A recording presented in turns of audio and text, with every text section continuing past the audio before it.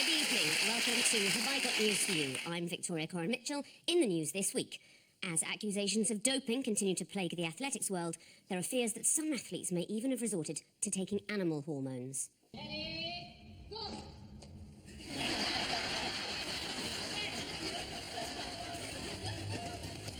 In a new documentary about the sad fate of former child stars, ITV2 catches up with the son from the Teletubbies. And in Los Angeles, after making a fortune in the advertising world, Churchill the dog enjoys his retirement on Venice Beach.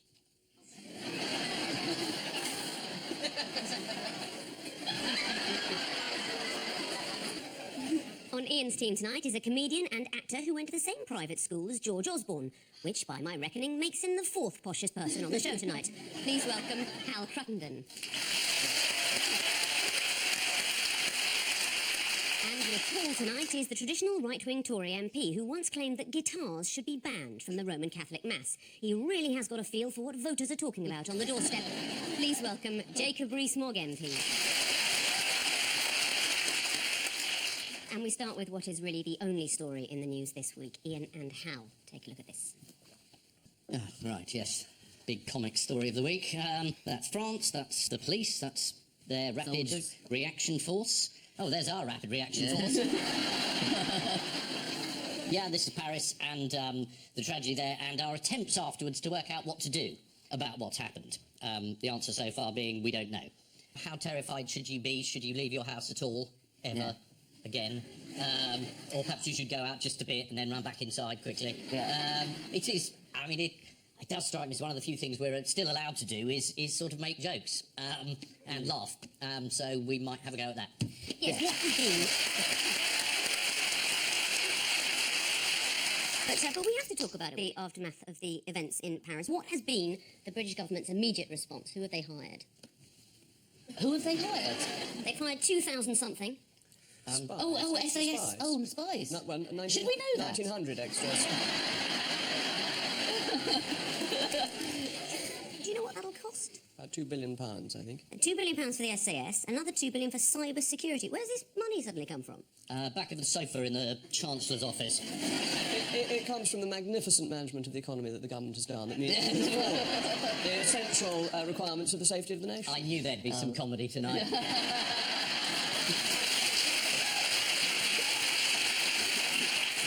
Let's talk about the football match. What was remarkable about the football match on Tuesday? Oh, the English crowd joined with the French supporters in singing the French national anthem, which was a chance to show solidarity, which is not always the mark of the supporter of the professional football game. But, I love the way it was sort of a little bit. The way the England fans sang that French national anthem, it reminded me of John Redwood at the Welsh Party conference. That sort of Allons de la patrie. It was wonderful. Are you suggesting everyone didn't know all the words? Yes. I don't know. I mean, do you know them? Well, yeah, obviously. Not everyone knows the words to the English national anthem. I think the leader of the Labour Party wasn't too clear on them a few weeks ago. Now, I must... Oh, God. And the Marseillaise is quite bloodthirsty, really. I mean, it is quite a sort of full-on defensive number, which is why it was quite moving, really. But I think the French national anthem is perfect for this, because it is all about we're going to stand up and be... whereas ours is all about just saving the Queen. We've already got enough security around her. It should really be, Wembley Stadium looked rather magnificent. The tricolour was up there. The tricolour has been put on various things. There are questions about taste. I mean, Facebook brought in a tricolour colour filter that everyone could have on their Facebook page, and Apple did that, and then there's... Oh, look, there's the bit where the tax should be. Yeah. Well, then there's Uber, the curious cab company. They did that. there seems to be a bit of a pile up north of the river. One of the most touching corporate tributes, this website, went with the... Oh, that's proper solidarity. Is that really true? I'm going to look that up when I get home. That's the most pathetic excuse. I mean, what do you think? Is that a good thing that they put that there? Is it grief? Is it marketing? I think it's probably marketing. But it's all right if everyone joins in, really. I mean, it's mildly nauseating, but... I think that's a bit cynical, actually. Do you think so? I think that even senior corporate figures can be moved by great events. Usually, I think it is marketing, but I think on this occasion it was very genuine across You are country. extraordinarily generous, aren't you? No, I think simply realistic about this. Actually, Yeah. I think you're being a bit harsh for once. I hope not. What are more recent developments in Paris? What's been happening? There's been more raids, and they've killed the mastermind. They've called. Well, why do they call him a mastermind? That's the whole problem with this. We sort of, I think, jazz up these people as, oh, they are evil masterminds, they're all these things, and actually, they're quite sad cases, most of them. So, well, all of them. So, yeah, I'm not going to say there's one I was like going to accuse you of being... no, but I wasn't going to say you're being a bit harsh on these guys. I don't know his name. Yeah, well, I think that's quite a good thing, really. It's the one thing he wants is for everyone to know his name, and if we just don't mention it, well, that seems to be a small reward. Yes. How did Kay Burley of Sky News capture the national mood? Ah, yes. This was a picture of a Labrador, I think. A Labrador dog that she said had sadness in his eyes. Yes, that's what Kay Burley tweeted, and people on Twitter were quick to respond, weren't they, with their own tweets? Here's one.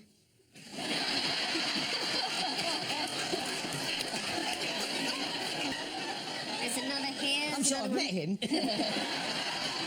No, that is sad. Yeah. What did Donald Trump have to say about the events? Oh, gosh, now this was really well informed. America, he said, should strongly consider shutting mosques. I'd hate to do it, but it's something you're going to have to strongly consider. Well, he's just split an infinitive, which is quite embarrassing. I mean, some people are beyond redemption, aren't they? They are. Does anybody else say anything particularly intemperate? that you Nigel noted? Farage said something stupid, didn't he? Surely not. Yes, he did. Was he saying stop all refugees coming or something? Well, that was his... Rupert Murdoch had something to say about refugees. He tweeted, Obama facing enormous opposition in accepting refugees. Maybe make special exception for proven Christians. Yeah, one of the Republican presidential candidates has said the same. Is it really embarrassing being right-wing sometimes? When you have...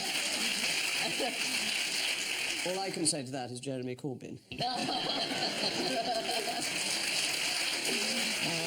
Jacob, you mentioned Jeremy Corbyn. How's he been coping with these events? Well, he is a principled pacifist, and he's expressed those views and said that the police shouldn't necessarily shoot to kill terrorists, and he seems to have very little support from his own MPs in saying this, who have rather revelled in taking a stronger line.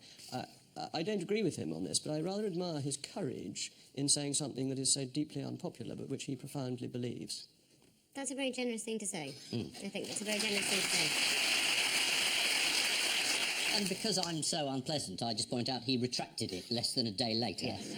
Which is strongly principled in the sense of not being. There is probably someone going, for God's sake, just say yes. Just say you'll press the button, do your top button up, and just do it, you know. Isn't it? Just lie, Jeremy, till we're in power. That's what the Tories do, just lie till we're in power. And that's... Anyway, you know, if the Labour win the next election, he'll be 70, and if he doesn't want to press the nuclear button, it'll be easy to overpower him. There was an allegedly stormy meeting of the parliamentary Labour parties. You say his MPs don't seem to support him. Many of them attacked him. What was Diane Abbott doing at this meeting? I think that's private, isn't it? Tweeting. No. Sexting. She was doing her... Is that the same thing? In a way. In a way. According to the Mirror, Shadow International Development Secretary Diane Abbott apparently sat writing her Christmas cards during the 70-minute clash. The G20 summit was held in Turkey this week. What were the US and the major European nations trying to achieve at that summit? They were trying to get Putin to stop attacking the Free Syrian Army, concentrate on fighting ISIS, so we all have a big coalition. He was sitting there in the corner like a little sort of the one that nobody wants to talk to. They were all going over having little individual meetings with him. Well, should we have a look at a meeting with Obama and Putin? There they are in the corner. And if to really know what they were talking about, there is one fellow we could ask. Did you see the chap listening to that conversation? No. Let's have a look. So here's a bigger picture, and you can see there in the corner, see Obama and Putin, and just watch this fellow just subtly coming in for a bit of a listen.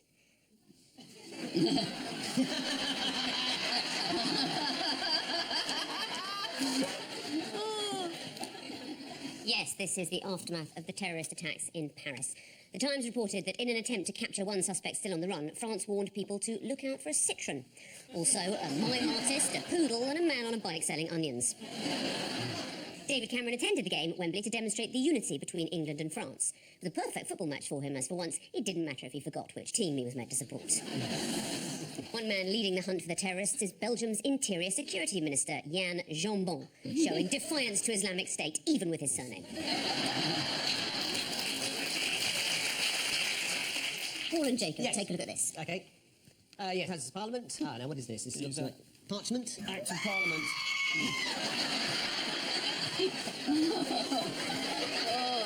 I don't think that's one of my speeches.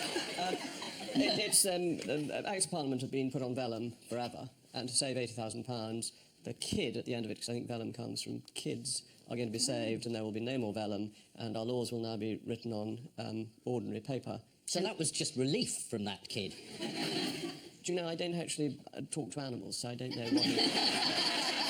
I'm not Dr. Dolittle.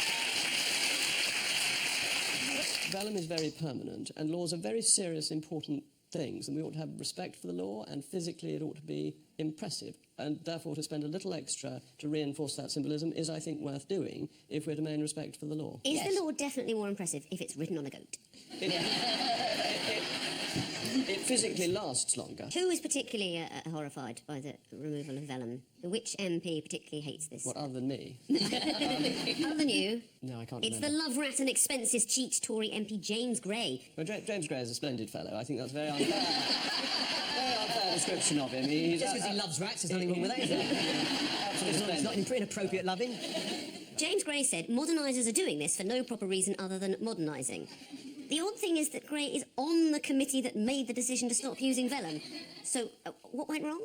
They made the decision when he wasn't at the meeting. Sounds like a plot to me. Loving these rats too much.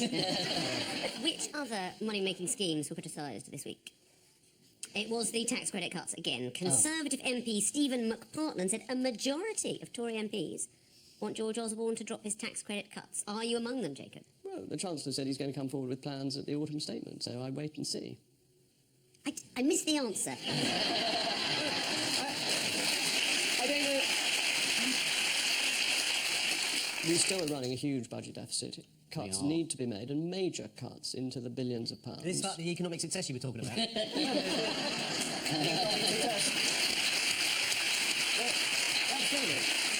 The job is not completed. There's still money that needs to be saved. Yeah, you could raise tax, couldn't you? We have. Well, you could raise a bit more. Interestingly, probably not. The rate of tax as a percentage of GDP that is raised currently is as within the bounds of the highest level we've ever raised. Yeah, but those voted in Google and they sort of could pay tax, couldn't they? Okay.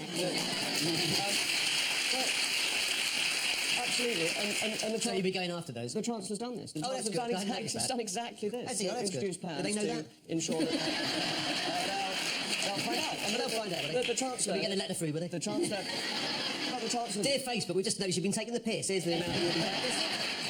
Tax laws are being reformed to ensure that foreign companies make a bigger contribution. That's a perfectly reasonable thing to do. Who wrote to his local county council to complain about cuts? David Cameron. It was David Cameron. He couldn't understand why these cuts were being made. Think about not being connected with the real world.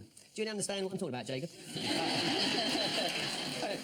He did do that. David Cameron Yeah, he wrote did. to Oxfordshire County Council to say he was worried about cuts to frontline services from elderly day centres to libraries to museums. This is in addition to the unwelcome and counterproductive proposals to close children's centres across the county. He's doing something perfectly reasonable. Let me defend... Let me defend the Prime Minister, yeah, perhaps. But what he was doing was saying to the Council that they should make different choices. The idea that there isn't waste in local councils that can be reallocated to the really important services is one that I think is false, and he was encouraging them to do that reallocation. They did send back quite a long letter saying why they couldn't do that, saying, no, we've cut everything else, now we've got to cut this. And the reason we've got to make these cuts is because Central Office has offloaded most of the cuts onto local government. I'm just paraphrasing. I think it shows he's got a real division between his being at work and being at home.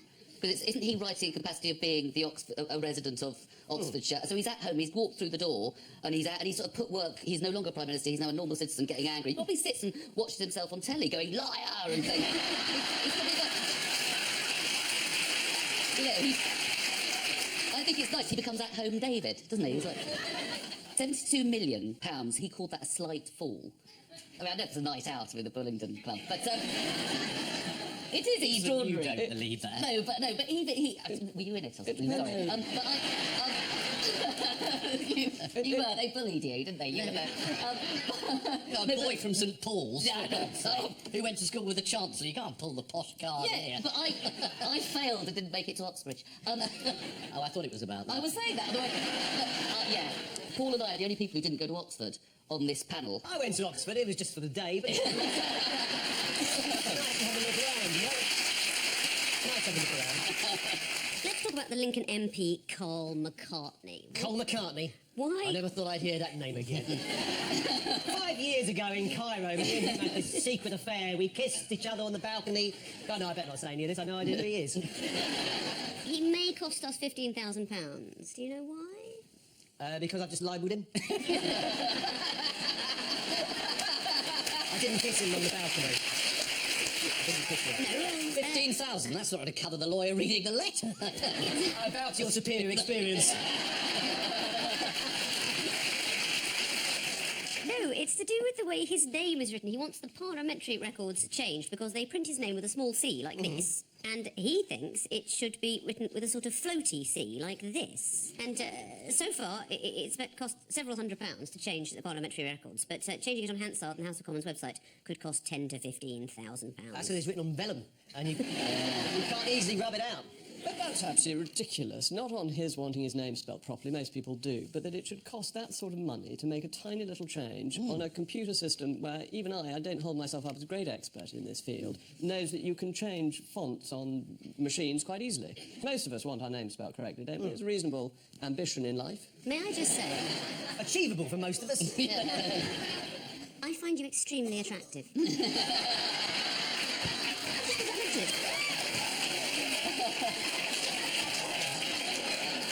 My wife is in the audience. I'm so sorry, Would you like the rest of us to be discreet? I didn't intend to do anything about it, I just thought I'd mention it along the way. Let's talk about Sir John Chilcot. Yeah, why not? That'll kill the mood. We're still waiting for... You're going to tell me you find him very attractive? You like a man who takes his time?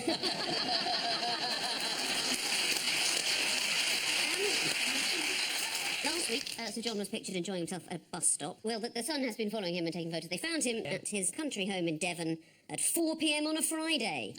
How long does it take to make the 200-mile trip from Westminster to Devon? 5 hours. It's quite a long time, because the roads aren't very good. He'd have needed to leave at midday. And he could have spent all that time just writing out, Blair is guilty.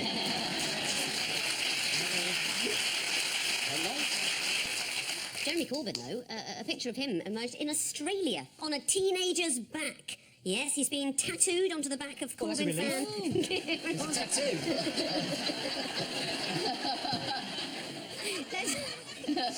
Let's have a look at the tattoo. Let's have a look at the tattoo. This is, That's nice. a young chap called Kieran Horsfield who has had Corbyn's face tattooed onto his... That's not Corbyn, that's Colonel shoulder. Sanders. What job did Jeremy Corbyn give recently to Ken Livingstone? He's put him on the committee to decide about renewing Trident or not. Isn't the review that they're sort of heading it up equally? So you've got a pro-Trident, anti-Trident, is what I thought is quite... Yes, because the person who's got the job... Yes. As Defence Am I being Secretary really has got stupid the wrong view. No, but it's just that he's just putting somebody in with both views. So I sort of... You don't normally appoint in every ministry someone who's pro-farming, someone who's anti, someone who's pro-energy, someone who's not. But this is the new you politics. Tend to this is the new politics of Labour. It's about confusion. It's about people debating either side. That's what I thought. It was quite nice to have Ken Livingstone there to be anti. I'm not taking a position on this, but I think it's quite nice. Well, you're fitting in beautifully. I know. How did Maria Eagle, the Shadow Defence Secretary, how did she find out about it? I believe somebody tweeted it. Yes. She found out on Twitter. A source, don't know who that is, claimed that Maria Eagle feels like she has got an older man in to mark her homework. There's a lot of people in the Labour Party said that there's a bit of a problem with women on the old hard left. They don't appoint any, and then they don't like it when they're given positions of power. So Ken was brought in to make sure she says the right thing. And she's very cross, and so's her deputy, who had a go at Ken, and Ken had a bit of a go at him. Yes, well, I'm that's paraphrasing. Right. Shadow Defence Minister Kevin Jones questioned the appointment, and what happened? Well, Ken said he's depressed, he needs psychiatric help, he should go to his MP. Yeah. His GP. But Kevin Jones has been open about having suffered from depression. That's why it was a particularly terrible and stupid thing to say. And then Corbyn told him to apologise, so he tweeted an apology. He took back the apology, really. Well, And he said he started it. Should we have a look at him on Newsnight? Yeah, go on. Are you apologising to Kevin If Jones? anyone's upset, I'm sorry about that. But I didn't start this. Let me ask you a final, very simple question. Yeah. Who, in a rare, succinct moment, neatly summed up how we all feel on a Monday morning? Bob Geldof. No? No? It was. Happy no. It was James Naughty. Would you like to hear it? Yes, go on then. Doesn't sound like him.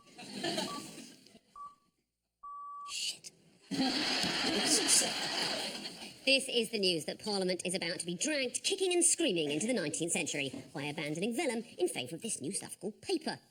James Gray of the Commons Administration Committee was not happy to be losing vellum. Modernisers are doing this for no proper reason other than modernising, he said, in a statement hand-illustrated by the monks of Lindisfarne.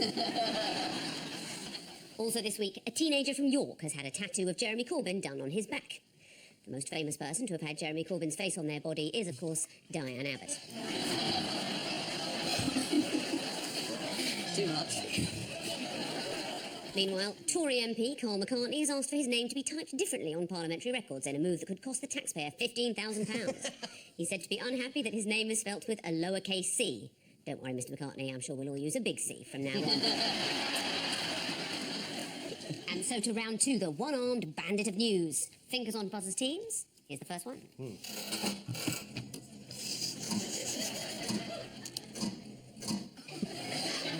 The Syrians have arrived in Glasgow and they were learning English and they found it's pointless.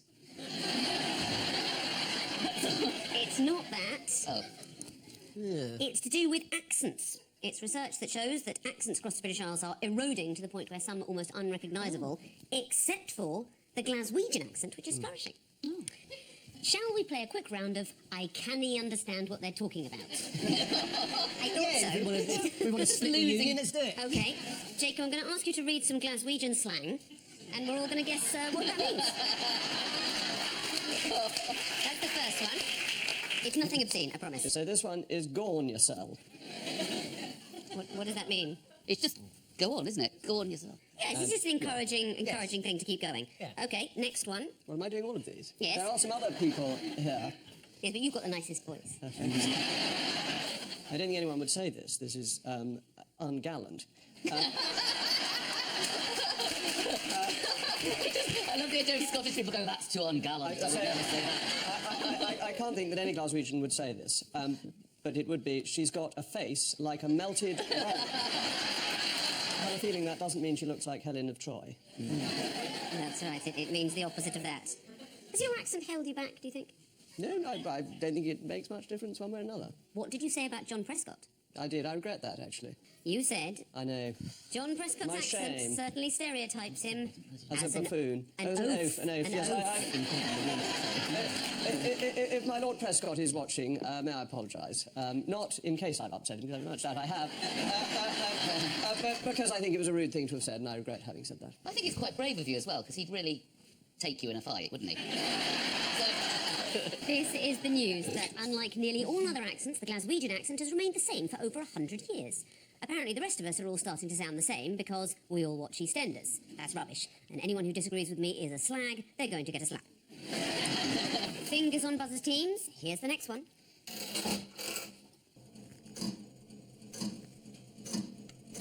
Blimey. Ian and Hal. I think this is a man who went on holiday and filmed his whole holiday with the camera around the wrong way filming him. So that was his whole holiday, was just a picture of his face going, oh, that's good.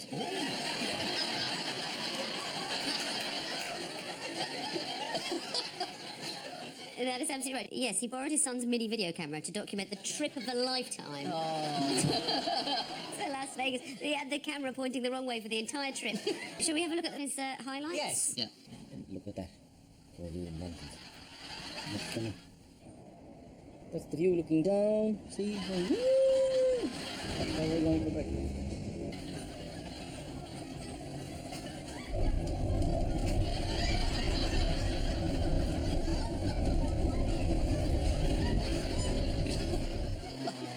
He did, ironically, attempt to take a selfie on his trip. Shall we have a look? That's his selfie. In other photography news, why did a man in Canterbury get into trouble in court this week? Oh, I think I know. He took a photograph of himself because his wife or girlfriend didn't believe he was in court. That's exactly right. It was a witness, Amric Kiro, took a selfie in court to prove his whereabouts to his disbelieving wife, who wanted him home. Unfortunately, he was spotted by officials and charged with contempt and locked up in jail for 7 days. At least his wife knew where he was that week. This is the dad who borrowed his son's mini video camera and held it the wrong way round while filming his holiday in Las Vegas. In the end, Joseph Griffin was so fed up with people making fun of him that he put a gun to his head and shot a lamppost on the other side of the street. Fingers on buzzers, teams. Here's the next one.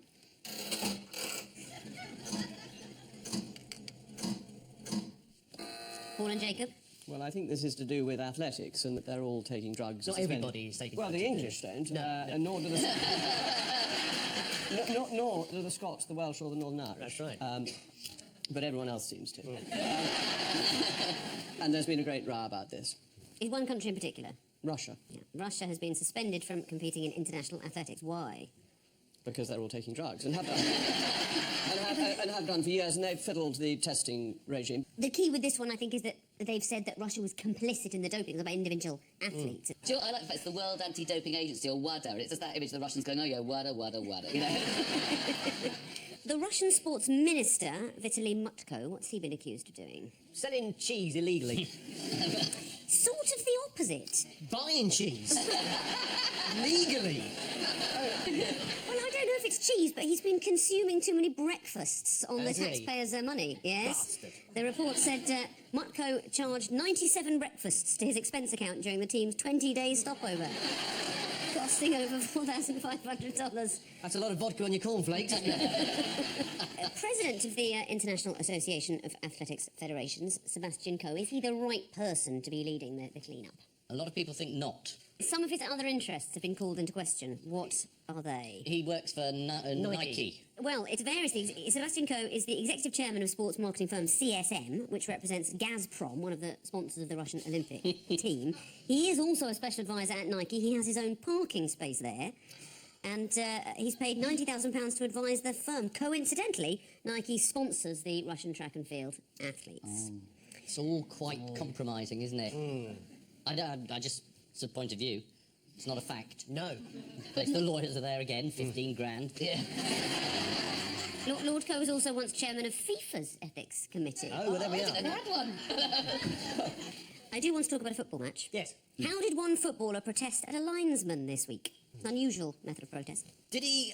He was sent off, and he went home to the linesman's house, disguised himself as the linesman's wife, had a very fruity Saturday night, and then in the morning revealed who he was.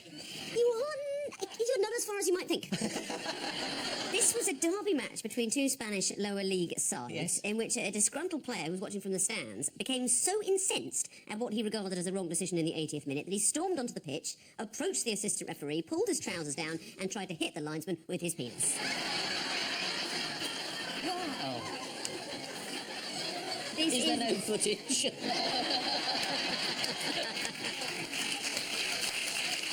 This is the news from the world of athletics, that Russia has been taking the piss and systematically destroying it.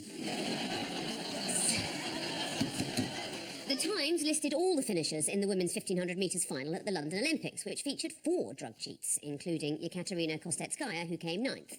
The Russians have launched an urgent inquiry into how someone who took that many drugs could be that shit. Time now for the odd one out round. It's just one between you this week. Your 4 are a Google car, the blink of an eye, a Japanese runner, and Bertie the tortoise. Well, it must be about speed, mustn't it? Because we've got a sort of tortoise there. The Google car... The car was stopped for going too slowly by Going the too California slowly? police. Right, OK. A Japanese runner, he seems to be of a certain... He seems to be quite an old-looking man, so I should imagine he doesn't move that quickly these days. So he's probably a marathon runner, but probably does it between sort of February and October. The tortoise is the odd one out, because that's the obvious one that goes slowly, and so it must be the odd one out. The tortoise is the odd one out? Yes. Because they are all too slow, apart from the tortoise, which recently broke the tortoise world speed record. Was it falling off a mountain? We need to have a look at him, surely. Yeah, go on, let's have a look at him. Let's see. He's on something. Yeah. Looks like tarmac. Thank God the tyres are there. Yes, exactly. He might sort of hit them at high speed and then burst into flames. Scientists have discovered that a blink of an eye is slower than a drop of a hat. They've been studying speed cliches. Right. Yes, they measured the drop of a hat at 5.7 metres per second. Yes. And a blink of an eye was slower than that. 6.94 metres per second was a ferret up a trouser leg. What about a rat up a drain? That was one of the slowest, which came in at 0.9 metres per second. Very slow. What about shit off a shovel?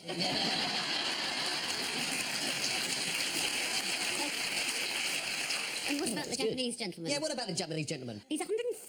105, oh, I didn't know. 105-year-old Hidekichi Miyazaki became the world's oldest competitive sprinter. He completed the 100 metres in 42.22 seconds. Should we have a look at him in action? Well, he's doing well, isn't he?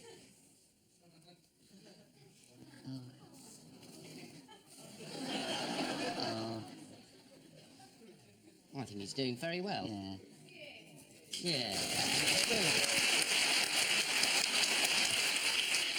He'll be dating Jerry Hall in no time. Why was Mr. Miyazaki disappointed after the race? He failed to beat his own record. Yes, he had hoped to go faster. He said, "I shed tears of disappointment because I was not in good condition. I'm not satisfied with today's time." No. What does he put his slow time down to? In fact, he's 105. He was the only non-Russian in the race. Mr. Miyazaki told reporters he often loses valuable seconds because he can't hear the starter's gun. Yes, 105-year-old Hidekichi Miyazaki was disappointed with his 100 metres time of 42.22 seconds. At the end of the race, Mr. Miyazaki gave a urine sample. No one asked him to, but it had been 42 seconds since his last one. Time now for the Missing Words round, which this week features as its guest publication Chess Moves, the newsletter of the English Chess Federation. The editor always keeps his door firmly shut because he hates drafts. No, it could be true. And we start with unbribable crocodiles what? To run FIFA. Snap election. No, if you're going to start groaning, you have to come out and do your own joke. We'll start with you. The answer is unbribable crocodiles to guard death row inmates. Indonesia's anti-drugs agency is planning to build a prison on an island guarded by crocodiles to hold death row convicts because the animals cannot be bribed. Some people are on death row due to false allegations, for which you have to blame the alligator. Next, sniffer dog proves the Queen what? Well, I know this, that the Queen visited customs in excise and a dog sat down by her handbag. If the dog had stayed there, it would have indicated that the Queen was carrying around lots of drug-laundered money. But the dog was very excited to meet Her Majesty. Oh, good. The full headline is, sniffer dog proves the Queen does not carry cash. A 6-year-old Springer Spaniel called Ruby, who works for the Border Force at Heathrow, stopped the Queen this week. The sniffer dog was looking for counterfeit cash, something the Queen's only seen once, when she stumbled across a drawer full of banknotes at Highgrove, on which Prince Charles's face had been painted in watercolours over hers. Next, Yorkshireman refused to what? Refused to acknowledge the existence of buying around. But you're on the right theme. Yorkshireman refused to let flood get in the way of pints. Oh, yeah. There they are. Yes, this was the effect of Storm Barney, which also played havoc with a football match between Romford and Thurrock FC. Let's have a look.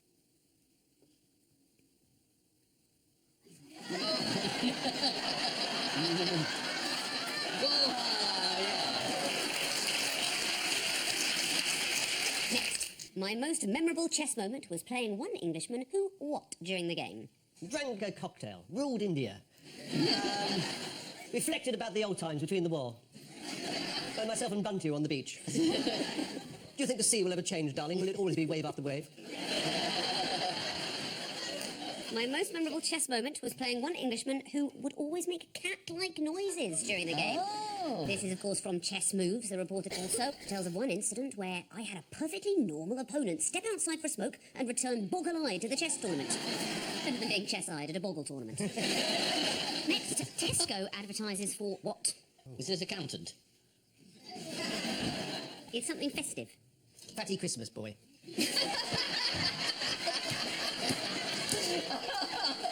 Not Fatty Christmas boy. I know what it is. Jacob knows what it is. I think I know what it is. I think it's for people to untangle the wires of your Christmas lights. It is. But I...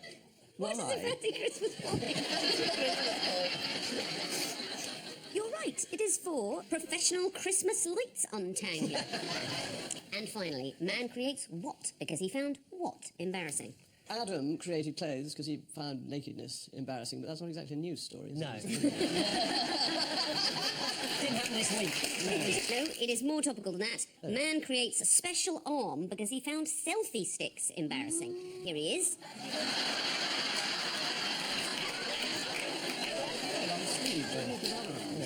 His other arm appears to be the same length. That's to stop him looking stupid. The good news is he doesn't have to take selfies anymore because he's now in a relationship with Mr. Tickle. So, the final scores are Ian and Hal with 4 points, Paul and Jacob with 7.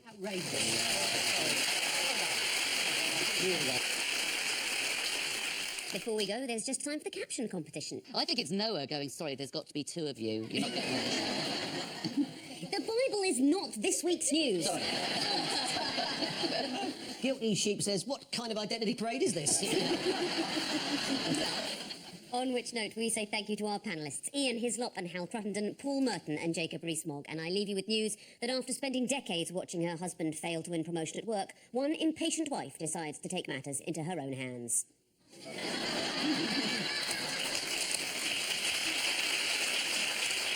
At a meeting of European leaders, one delegate tries to raise morale by burping the alphabet. And in Harley Street, there are fears that things may not quite have gone to plan with Alan Yentob's cosmetic surgery. Good night.